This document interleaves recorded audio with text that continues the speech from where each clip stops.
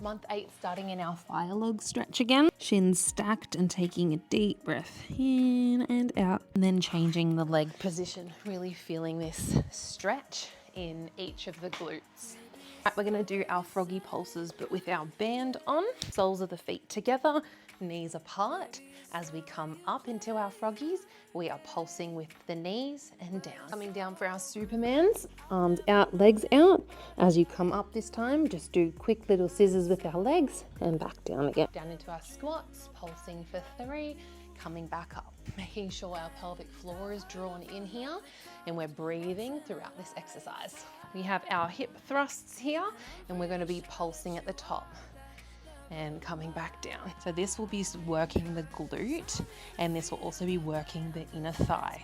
Follow along and stay tuned for month 9.